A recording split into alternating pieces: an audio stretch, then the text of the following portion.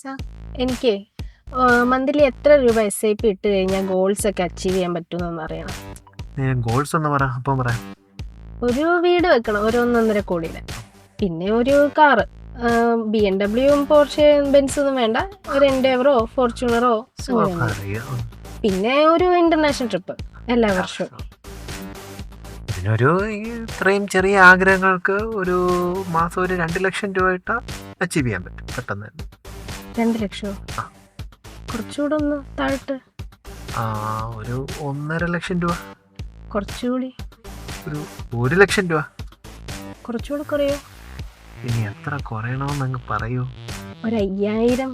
5,000 രൂപ SIP, 1.5 കോടിയുടെ വീട്, ഫോർച്യൂണർ കാറ്, പിന്നെന്താ ഇന്റർനാഷണൽ ട്രിപ്പ് എല്ലാ വർഷവും 5,000 രൂപ. 5,000 രൂപയ്ക്കൊക്കെ ഒരു പരിധിയുണ്ട്, അതിനപ്പുറം ഒന്നും അത് ചെല്ലത്തില്ല. അപ്പൊ ഈ SIP ചെയ്ത് എന്റെ ഗോൾസ് ഒന്നും അച്ചീവ് ചെയ്യാൻ പറ്റില്ലേ? അച്ചീവ് ചെയ്യാൻ പറ്റത്തില്ലേ എന്ന് വെച്ച് കഴിഞ്ഞാൽ 5,000 രൂപ ഇപ്പോൾ 10 വർഷം ഇട്ട് കഴിഞ്ഞാൽ കൂടി പോയി കഴിഞ്ഞാൽ ഒരു 15 ലക്ഷം രൂപയാവും.